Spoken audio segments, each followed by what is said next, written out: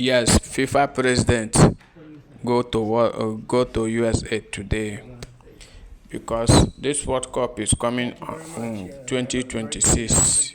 It's about to start, and they want to go to USA. And inside the USA, they will group this group stage. I think the date is on 5th of December 2025.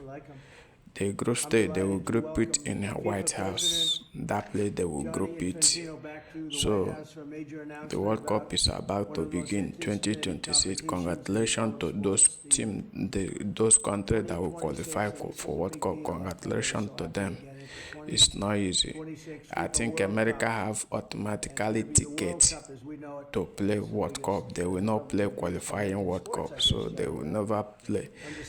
Or they need to they have automatic tickets. What they need is to prepare and be training hard. Because World Cup is very interesting game. The whole world will be watching it. Those that will come. Those that watch it at home at their country, they will watch it and be supporting their country. And World Cup is a very interesting game. I like it and I love it. 2026 is going to be a massive, it's a very massive. Congratulations to those countries that will win it 2026 because World Cup is not easy. You need to bottle up, you need to fight hard to win it. When you win it, the joy that come with 100 years today, they will say they remember you. They will see they play your how you win the World Cup. So congratulations to them. 2026 is about to begin. It's a very sweet year. It's a very sweet year. World Cup is about to begin on December 5th. 5th of December 2025, they will group the stage because congratulations to country that qualify. I wish them good luck. Guys, I want to put the video for you so that you listen to Donald Trump and the FIFA president all the way from Europe. You know, when you are FIFA president, you have to organize the tournament so that you will be benefit everybody. Yeah, yeah, the World Cup is about to begin at 2025, December 2025, date 5th, they will group it. I will know, that time we will know country that qualify, we will know the country that qualify. So, congratulations to them. Guys, I want to put the video for you people to watch and tell me what you think about this thing. Tell me what you think about the ball, about the and I believe say the FIFA president will leave the World Cup tournament, the World Cup. He will leave it inside the White House there, so that people will come and video it, snap picture with it. They will come and say, it's we that will hosting the World Cup. It's not easy. It's not easy. 20 another if they play 2026 finish, another one will be 2030 now be a next World Cup for 4 years. You know World Cup is for 4 years they play in it. So congratulations to them. Guys, whoever that see this video, please watch it and subscribe for me and comment and tell me what you think about this tournament. And you predict which country is going to win this World Cup. Which country? Which country? Is it Argentina? Argentina, they can never, they can defend it. No, will they defend it? Let me see. Let we see. Let us see if Argentina will defend it this World Cup, because it will not easy. It's not easy. So guys, let me leave the video for you so that you tell me what you think. You don't have to worry about walking down the street, Johnny, okay? But you could handle yourself. I could. Already, FIFA is projecting 6 million loyal fans will attend the World Cup events next year, and 6 billion more are going to be watching back home, and they think the $6 billion number is going to be actually a low number. And this will drive more than $30 billion into the U.S. economy and create 185,000 American jobs in a short period of time, too. No sporting event attracts more attention, more fans, more viewers, or more revenue than the FIFA World Cup. And again, I'll just say it's the World Cup, and it's the biggest thing there is in sports, and we have it. And I got it in my first administration, and I was really somewhat devastated, as devastated as I can be. I don't have time to get too devastated. I was very happy that today, as you saw, the group that does this, a government group, radical left group, announced that Trump was right, took in $4 trillion worth of tariffs, that the $4 trillion are going to reduce the deficit by numbers far greater than they ever expected or heard of. And by the way, the stock market went up 1,000 points. That was as of 10 minutes ago. I can't tell you what happened. A lot of things happened. But the stock market's up almost 1,000 points. And it's basically on the news that the release that just came out from government that the tariffs that everybody was talking about, that the whole world respects us for because of what we did. The tariffs are going to be at $4 trillion. They're going to reduce the deficit by $4 trillion, Mr. Vice President. Pretty good, sir. Too bad it's not 5, right?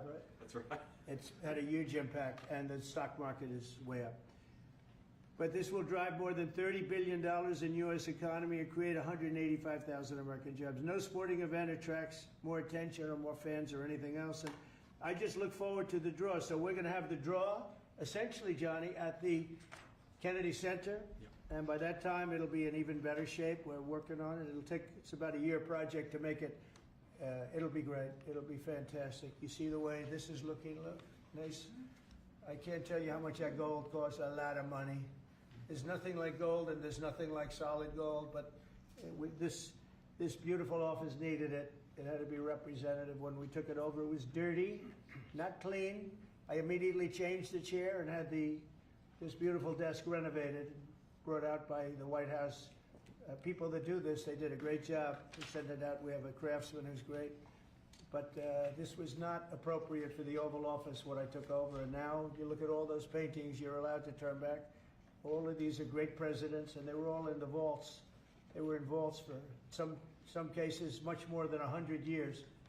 And now they're proudly hanging on the Oval Office walls. And I can't imagine anybody changing it. But they were buried in vaults for over 100 years, many of them.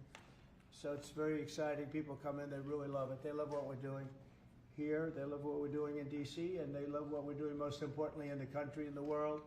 I'd like to ask Johnny to say a few words. He's the head of the whole thing. He's been there for a long time, probably the most respected man in sports. He's amazing, actually. Works very hard, and he's got the biggest event in the world coming right here to the United States. And a little, we did a little for Canada, we did a little for Mexico. We thought, see, I'm a good citizen. I said, let them have a little piece. So we gave a little to Canada, see how nice I am? And we gave a little bit to Mexico. And Johnny, please say a few words. Thank you, President.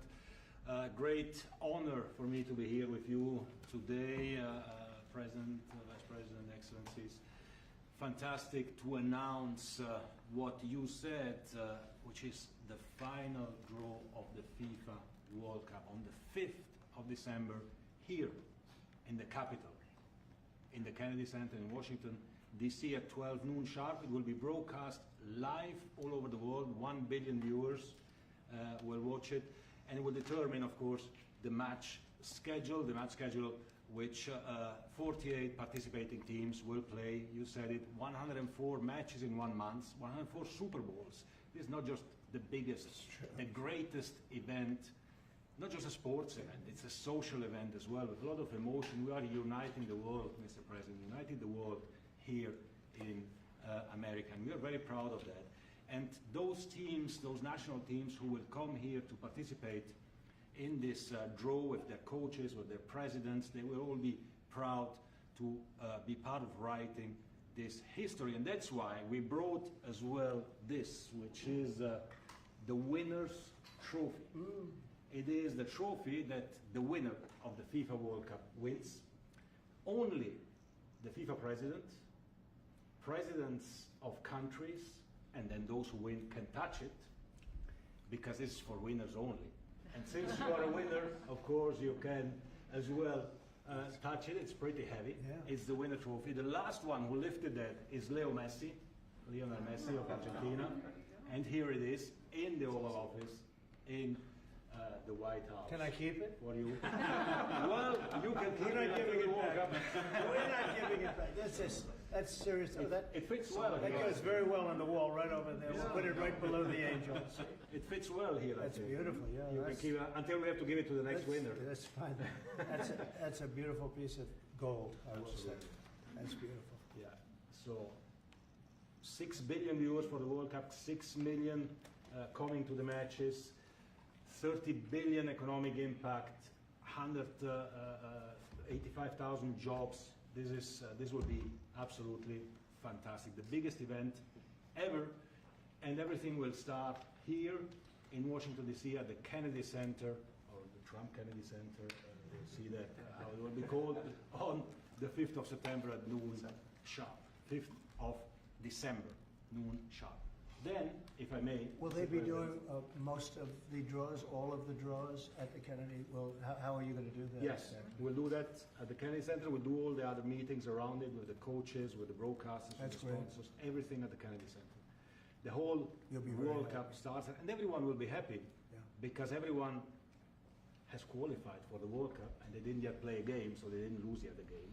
So they all think they can Yeah. become world champion, right? They'll all be happy. Exactly. Now, By the way, an example, supposing we had a week ago when everybody was being killed and mugged and everything else, despite the phony numbers that were given out, that it was getting better. Brian, do you believe it was getting better or getting worse? Oh, the crime was getting worse. I mean, I was robbed. It was getting way What worse. after you? How did the other guy come out? He came out with a briefcase. Yeah, with your- Yeah. So, Robert 1, Brian 0. No, but can you imagine, you do this and then you start hearing that they had a 20-year reduction of crime. It's worse, it was worse during the Biden administration than anybody's ever imagined possible. And I guarantee you, he wouldn't be here if those numbers continued.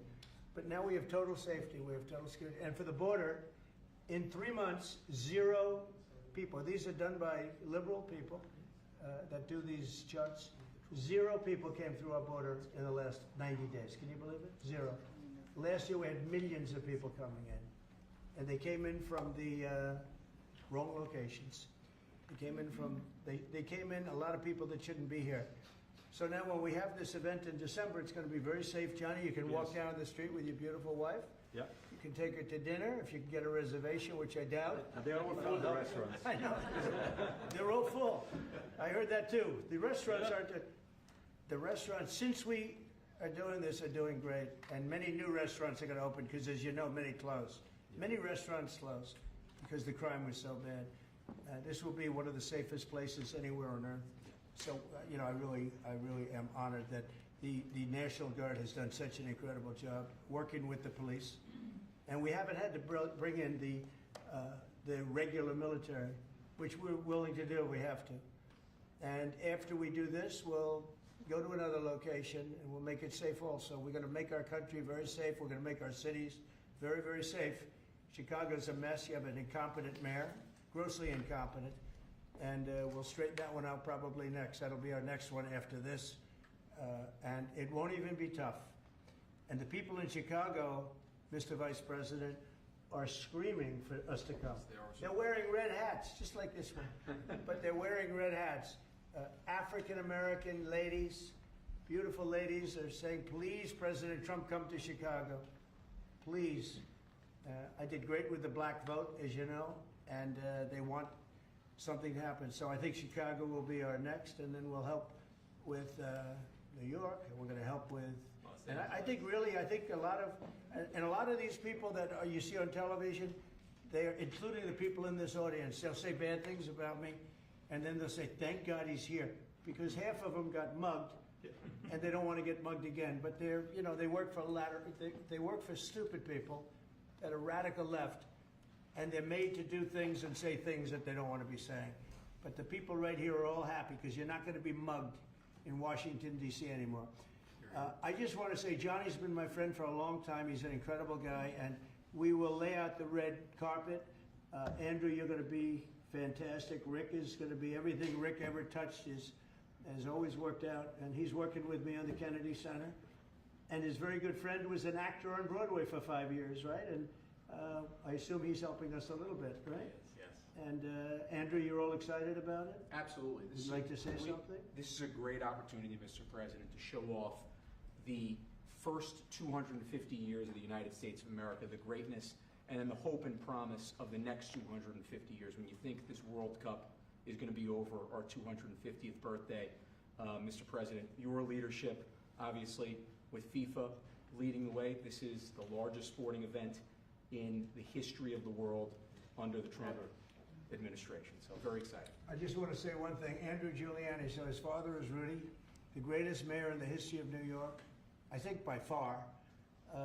He took a ravaged city, a city that was really under siege. Probably most people thought it was going to survive. He turned it around. He was a great, great mayor. And then they treated him very, very unfairly.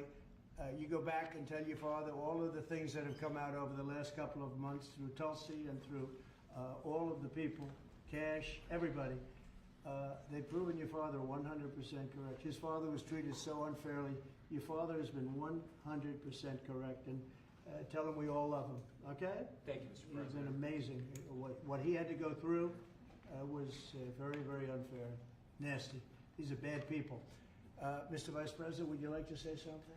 Well, sure, Mr. President. Thank you, and thanks, Johnny, for being here. We're very thrilled about the World Cup. Just to echo something the President said about crime in Washington, D.C., this is the national capital of the greatest nation in the world, and we had murder rates just a few weeks ago that rivaled some of the worst third world cities anywhere, even in very, very poor regions of the world.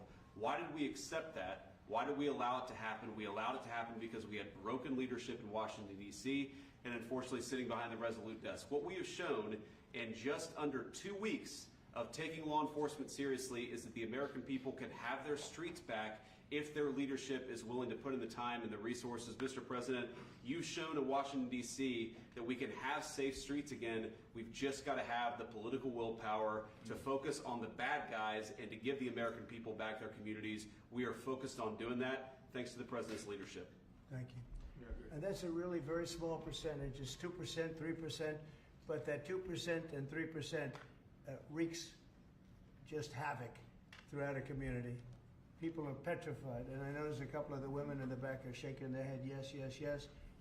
I won't report who you are because you'll end up losing your jobs, but it's true. It's amazing. And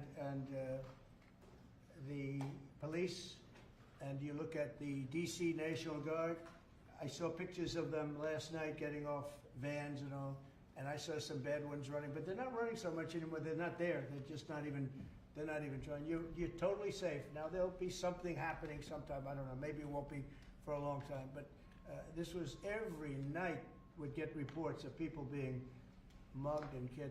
There's one woman on television last night. She had a badly busted up nose, and she said, well, I like our streets the way they used to be. And she thinks it's going to happen like by doing nothing.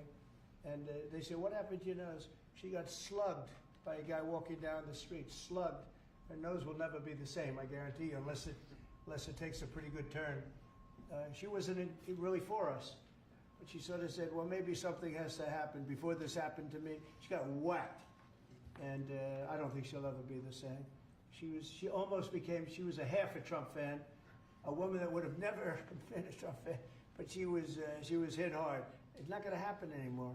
Not going to happen anymore. But then we're going to beautify the city too. That's where I was today at Kennedy Center, and we're going to beautify the city like it hasn't. And we're working with Clark Construction, the biggest construction company in Chicago, and in Washington.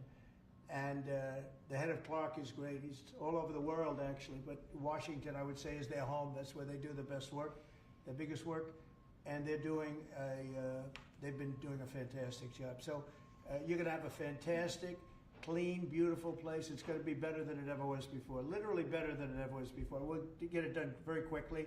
And I want to thank Clark because they're doing a lot of work in a lot of different locations, but they've been fantastic for getting us the right contractors and the people that can really do the job right.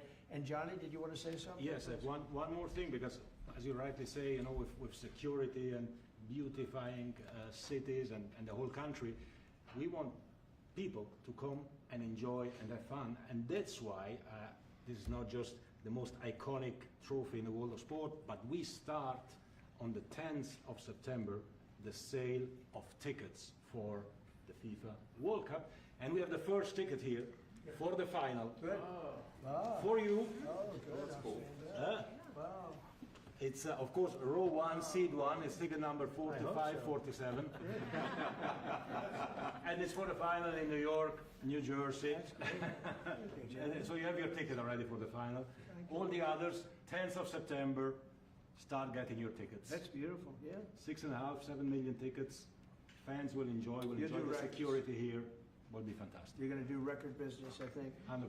Christy, would you like to say something? Yeah, Mr. President, millions of people will come to this country, and we'll make sure they get their travel documents, their visas, that they want to come here and spend their money and enjoy this sporting event. It'll be the largest event in the world. And sir, you're reminding me of something that my dad used to say all the time when I was growing up. He would say, Christy, you kids need to look like you respect yourself before anybody's going to respect you. And in this country, when people look at our streets, when they look at our capital, you're bringing respect back to this city. And people will respect our country more because it's safe, it's clean, it's beautiful. And what you're doing is transforming this nation by making sure that our laws are upheld. And millions of people are going to come and be able to enjoy it next year, and I'm excited about that. Thank you for doing that. Well, for our us. country is respected again. And a year ago, we had a dead country. I'm telling you, it was a dead country. It was a country that had lost its way. It was a country that was going to fail. Look, even today, where they say $4 trillion in reductions of deficits, and this was totally unexpected. They didn't expect it. I mean, I don't know where they've been, the people that do this stuff, but it's terrible. I want to thank Christy for another reason. I said to her 2 weeks ago, I said, Christy, do me a favor. I built hundreds of miles of wall. I built the same wall that the Border Patrol asked me to build. It wasn't my first choice. I wanted to do concrete plank and everything nice, but you wouldn't have been able to see through it. So I had Border Patrol in, and they tested everything else. And we gave them steel wall, high-grade steel, very hard to cut. And we gave inside that is 9,000-pound concrete, which is a very tough concrete. Inside that is rebar, a big, fat piece of rebar. So you have all different materials that are very hard to cut, and you need different instruments to cut each one. And I said, Christy, we got to get a coat of paint on it. And I didn't know she was listening, but I said, we got to get a coat of paint, and it should be black, because black makes the steel very hot. It's untouchable. You could fry an egg on it. And if you got a good black, flat paint, it would look beautiful. It will preserve it from rust. And that was it. And I gave it to her along with 30 other things, and she's done such a good job on the border with Tom Homan and the group. Tom Homan's a fantastic guy, what the job he does, and the way they work together. So I turned on last night, and I see Christy's painting the wall. And it looked beautiful, by the way, when that paint went over there. And it's hot. It's hot. Yes, it is. It's hot. If it's white, it's not hot. If it's black, it's going to be very hard to climb that sucker. It's not going to be easy. But it's black and a high quality black. You know, It is. it really looked good. Yeah, we got Is the that going to paint be a you told us two-coat to. job or a one No, coat? just one coat. One coat. We Good. used the paint you told me to buy. Yep. The Yep. two-coat will take place in 3 years from now. Right? We'll do the second coat. But it looks beautiful. But thank you very much. I didn't know you were listening to that, because we Absolutely. talked about 7 different subjects, and all of a sudden I see her out there painting with a lot of painters and everything else. But it was a beautiful thing to say. Would you like to say something? You've been such a big part of this. Please. Well, just, Mr. President, we're delighted to be here today for this announcement, but we're also looking forward to having you at the final. Oh, yes. On July Oh, yes. 19th No, we'll be in New there. York, New Jersey. We're going to be there. A lot of people are going to Thank be you. there. A lot of people. I'd like to thank you all. Do you have any questions on FIFA, first of all? It's going to be a big event at the Kennedy Center. Do you intend to take part in it? Will you have a part to play on December 5th? I Like may ball play. singing, I mean, I see the money that these soccer players, you know, we call it soccer, but I see the money that these soccer players are making. I may try and play. I'm a very good athlete. My son is a very good athlete, and he's a good soccer player. He's on the tall side for soccer. He's 6'9". That's pretty tall, but That's pretty it's cool. on the tall side. He's good. It's on the tall side, but he's good. But no, I may put on shorts. I look extremely good in shorts and join the play. No, it's going to be a lot of fun. It's going to be good. Many foreigners who want to come to attend the event are concerned about the visa situation. Can you reassure them? Yeah, they're going to have a very easy time getting in. Certain countries are going to be very, very easy, and other countries are going to be obviously a little bit more difficult. Would you like to explain that, Chris? Yeah, absolutely. We have a process set up that we'll be implementing on getting visas approved. Everybody will be thoroughly vetted, but they'll be welcome to this country. It'll happen quickly, and we're excited for them to come. So I would hope that around the world people know that the United States is excited to bring their family here to enjoy this event. America welcomes the world. Yes. And I can really, from the collaboration that we have, testify for that, absolutely. And I just sent a picture from somebody that wants to be there very badly. He's been very respectful of me and of our country, but not so respectful of others. But he'll, I'm going to sign this for him, but I was sent one, and I thought you'd all like to see it. That's a man named Vladimir Putin, who I believe will be coming, depending on what happens. He may be coming, and he may not, depending on what happens. We have a lot of things happening over the next couple of weeks. But I thought it was a nice picture of him.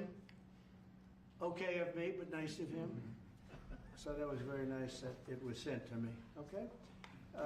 Mr. President, on yes. that subject, have you talked to Vladimir Putin about the fact that yesterday a big U.S. factory was hit in a Russian airstrike in Ukraine? What's your reaction to I that? told him I'm not happy about it. And I'm not happy about anything having to do with that war. I settled 7 wars, and actually, if you think about pre-wars, add 3 more, so it would be 10. I thought this would be in the middle of the pack in terms of difficulty. No, I'm not happy about anything about that war.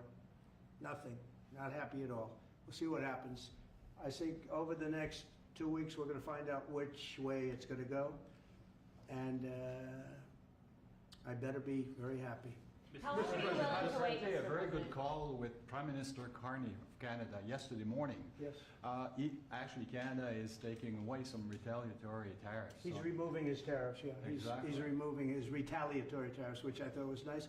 And we're going to have another call soon. Okay. Yeah, we had a very good call. You're getting closer towards an agreement I like on him. trade? I like him. You know, look, I'm fighting for the United States. Canada and Mexico take a lot of our business over the years, over 25, 30 years, especially during the Biden years. They took a lot of our business, and it's basically all coming back into the United States now. Well, hot as a pistol, and it's coming back in. Because of tariffs and the incentives we give, it's coming back. And it's impossible, I think, for another country to stop it. And we are working on something. We want to be very good to Canada. I like Carney a lot. I think he's a good person.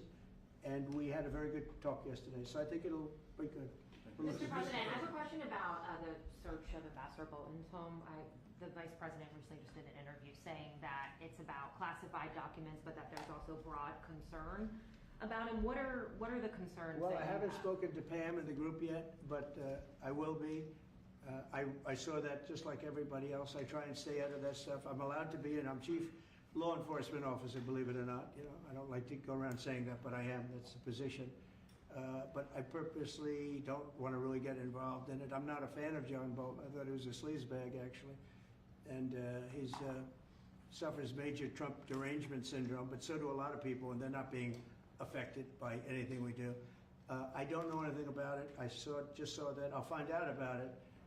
But if you believe the news, which I do, I guess his house was raided today. But my house was raided also, called Mar-a-Lago. They went through everything they could, including my young son's room and my wife's area. They went through her drawers, as the expression goes. They went through everything you can imagine. And when she came back, she looked, she said, she's very neat, you know, she's meticulous. And she looked and she said, whoa, this wasn't the way that she had it. So, you know, so I know the feeling. It's not a good feeling. Thank you. Mr. President, how long will you give Putin? A couple of weeks. We're going to figure it out. We'll find it. Do you think you'll have to intervene at some point? Look, it takes 2 to tango. You understand that. I wanted to have a meeting with those 2. I could have been at the meeting, but a lot of people think that nothing's going to come out of that meeting. You have to be there. Maybe that's true. Maybe it's not. But we're going to see. In the meantime, people continue to die. But I've solved 7 of them where they were in wars for 31, 35, and 37 years. We had 3 of them that were for more than 30 years, Johnny, and I got them solved. And we solved one that could have been a nuclear war with India and Pakistan. That was getting ready to be a nuclear war. I solved them all. And this one, I thought we would have had it done by now, but it's more different. There's a lot of anger, a lot of hatred. There's a tremendous amount of hatred there. So, but we'll see what happens. I think in 2 weeks we'll know which way I'm going. Because I'm going to go one way or the other. And they'll learn which way I'm going. Mr. President. If I got 2 questions for you, one on FIFA, the other one on DC. Let's talk. Can you talk about the economic impact that FIFA will have in these cities, and what's your message to the mayors to get their cities prepared, not only the beautification process, but also the safety aspect? Well, Los Angeles is an example. You know, it's poorly run. We have a mayor there that can't even get permits to the people that lost their houses. Lee Zeldin got every permit. The hardest permit is the federal permit. Within 20 days, every single permit was there for the people to build their houses. But people are writing us and they're saying they won't give us. The mayor is incompetent. The governor's incompetent. You know, Gavin, I know Gavin very well. He's an incompetent guy with a good line of bullshit. And he doesn't get the job done. And frankly, those people want to build their houses. It's terrible. They could have been built. Some of them could have been built already. But think of it, the federal government that has the most complex part, and it's the most complex environmental thing to do. We got it, everybody had it within 30 days. And they're not even close to getting their permits. And now they're talking about taking some of those sites and building low-income housing on them. These are high-end neighborhoods. And I'm all for low-income housing. I built a lot of low-income housing. I know all about 236. I know every program that there is in the government. I used every one of them. I know more about low-income housing than probably almost anybody. And it's great. It's fine. It's wonderful. But you don't build it in Pacific Palisades. You don't build it there. And you don't build it in the other areas that burned down. So they're talking about putting up low-income housing. And you talk about riots. They're going to have riots if that happens because you're taking the people's property away. They want to build their houses, and they're unable to get permits from the mayor and from the governor. And that's a terrible thing. But, and let me tell you, if I didn't send in the troops in Los Angeles, Johnny wouldn't be in Los Angeles. You wouldn't be having your World Cup there. I sent in the troops, and we kept it. And even the police commissioner, the sheriff and the police commissioner, they all said the same thing. They said, we could have never handled what was happening. You saw that, you were there.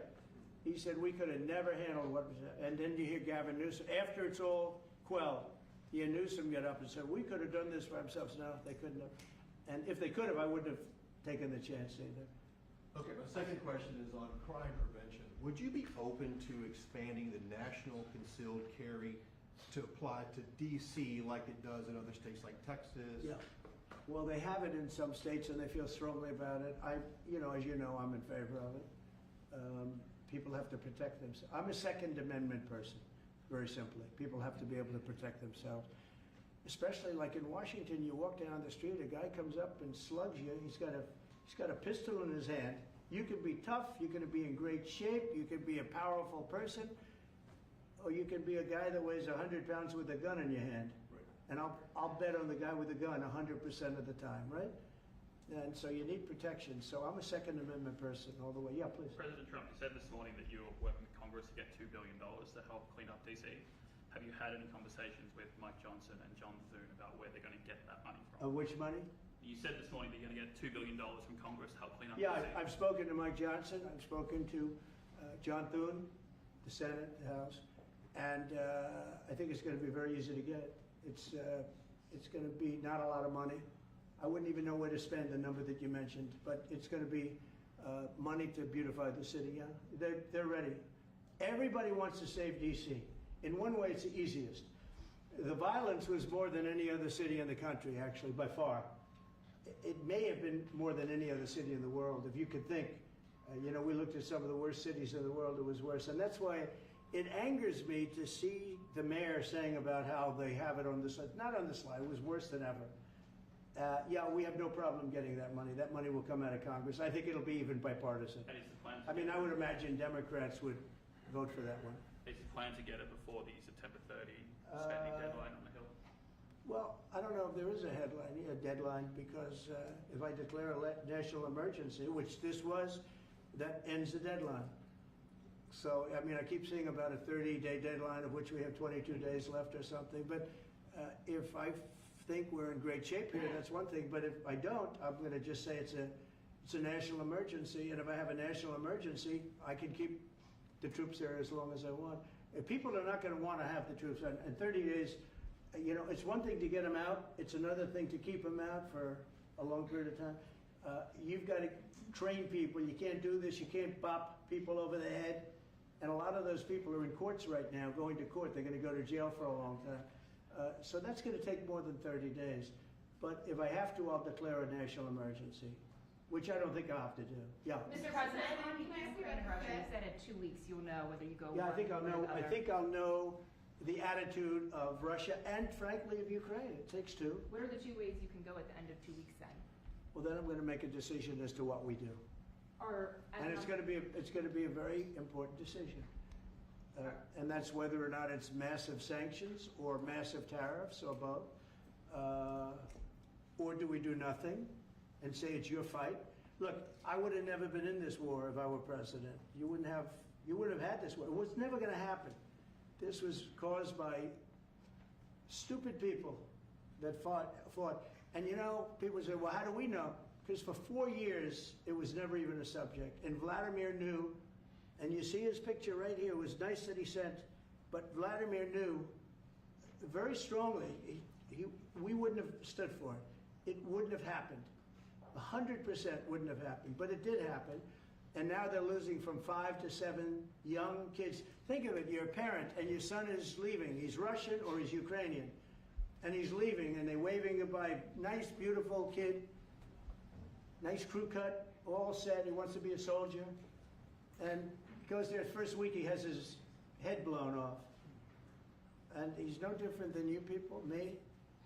And it doesn't matter where. I mean, I solved a problem in the Congo that was vicious.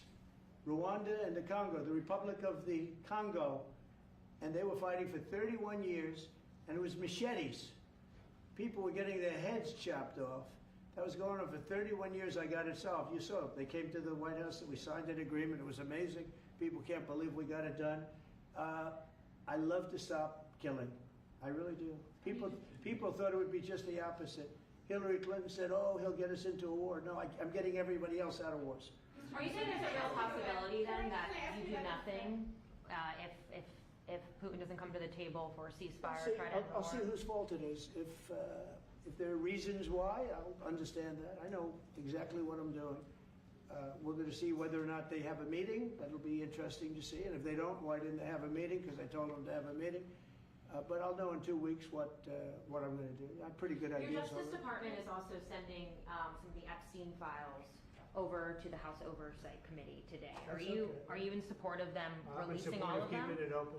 If they wanted to Innocent release, people shouldn't be hurt, but I'm in support of keeping it totally open. I couldn't care less. You got a lot of people that it could be mentioned in those files that don't deserve to be. People, because he knew everybody in Palm Beach. I don't know anything about that, but I have said to Pam and everybody else, give them everything you can give them, because it's a Democrat hoax. It's just a hoax. The whole Epstein thing is a Democrat hoax. So we had the greatest 6 months, 7 months in the history of the presidency, and the Democrats don't know what to do, so they keep bringing up that stuff. But it affected them. Bill Clinton was on his plane and went to the island supposedly 28 times. I don't want to bring that up, frankly. You have Larry, whatever his name is, Summers, the head of Harvard, who was Jeffrey Epstein's best friend. Nobody ever talks about that. I mean, but I don't want to hurt Larry Summers, but he was best friends with Jeffrey Epstein. No, this is a Democratic hoax to try and get the significance of what we've done over the past 7 months. Nobody's ever seen anything like it. They say it's #1 in history. What we've done, including stopping 7 wars. I mean, just include that. And now you look at the stock market today. It's way up to start off with from where I took it. And this market was going to crash. If Joe Biden or Kamala were president, this market we would have had a crash like in 1929. You're not going to have that. It's only a question of how high is it going to go. You know, I had the strongest economy in the history of our country. And despite COVID, We had the strongest economy in the history of our country, and we're going to blow it away this time. I was always good at making a lot of money, and whether it was for myself or whether it was, I like doing it this way better. I mean, I like making it for the country. Our country's been ripped off by friend and foe, nations all over the world ripped off, and the friends have been much worse than the foes for the most part. And they're not ripping us off. We just signed a deal with the European Union. They're paying us essentially $950 billion, like a signing fee. They're going to buy $750 billion worth of energy. They weren't buying much of our energy there. And they're very smart in doing it. And as you know, Ursula was here a couple of days ago having to do with the people, the leaders that we had a great, people said they've never seen anything like it. Well, we had the leaders of Europe right here in the Oval Office. And she's so happy that she has an agreement. But people aren't ripping us anymore. We're run by, this country is run by smart people now. Mr. President, in Israel... Two questions. One is about Intel. There have been reports that you're considering taking a stake in Intel. Can you tell us About the 10%? About the 10%. Yeah, I met a man, he was a very nice man, and I called for his removal because I saw something by a man named Tom Cotton, a senator from Arkansas, who's a great guy, friend of mine, supporter of mine, big supporter, I'm a supporter of his too. And he wrote a pretty nasty story about the head of Intel. And I said, well, if that's right, he should resign. And he came in, he saw me, we talked for a while. I liked him a lot. I thought he was very good. I thought he was somewhat a victim, but you know, nobody's a total victim, I guess. And I said, you know what? I think the United States should be given 10% of Intel. And he said, I would consider that. I said, well, I'd like you to do that because Intel has been left behind, as you know, compared to Jensen and some of our friends, NVIDIA, some of the people and the people in, because Intel should have never been. Intel was the biggest, most powerful chip company in the world. And then they started leaving. And they started going to foreign countries, in particular Taiwan. And if we had a president that would have said, okay, you can go to Taiwan, but we're going to put a 100% tariff or 200 or 300 or 500% tariff, anybody that sells into the United States has to pay. They wouldn't have left. They would have never left, and we wouldn't have. So in the meantime, we had people that were, in some cases, good politicians that weren't good on trade. I loved that man, but he was not good on trade. I totally disagreed. He allowed the car industry to be taken out of this country. We lost 50% of our car industry. But that's all coming back. It's all coming back. But if somebody would have said that with Intel, would be a giant right now. Now with that, they've had some bad management over the years, and they got lost. And I said, I think you should pay us 10% of your company. And they said, yes. That's about $10 billion. I don't get it. This comes to the United States of America. And I said, I think it would be good having the United States as your partner. He agreed. And they've agreed to do it. And I think it's a great deal for them. And I think it's a great deal. He walked in wanting to keep his job, and he ended up giving us $10 billion for the United States. So we picked up $10 billion. And we do a lot of deals like that. I'll do more of them. If somebody has, like we have restrictive covenants with Jensen. We have, it's NVIDIA. And to unrestrict the covenant, nothing to do with losing our powers or military or anything, because that I wouldn't do. But there are things you can do that don't affect us, that actually help us. And if we're going to give somebody a free out, a restricted covenant, we have a strong restrictive covenant on certain industries. And I will absolutely give somebody a opening on a restrict to do a lot of business, which is good for us, as long as it doesn't hurt us in a security or military way. And if I do that, I think the country should be paid, because anybody else, I have it in real estate where I'll have a deal with somebody and I'll have them restrictive covenant. Then they'll come back and they'll say, I'd love to be able to build over here, but I'm not allowed to because you have me covered, you have me restricted. I say, I'll let you build over there, but pay me a lot of money. No different. But the country never did it because the country was run by foolish people. Mr. President, on crime, you said Chicago might be next. Chicago might be next. Are you making, have there been concrete steps that the administration is taking No, to do that? Or what are other cities as well? I haven't spoken to the mayor. He's grossly incompetent. I haven't spoken to the mayor. No, when we're ready, we'll go in and we'll straighten out Chicago, just like we did D.C. Chicago's very dangerous, great place. I built great stuff there. I have the most beautiful building in Chicago, I think. But I hate to see what's happened to Chicago. Chicago was our greatest city, actually.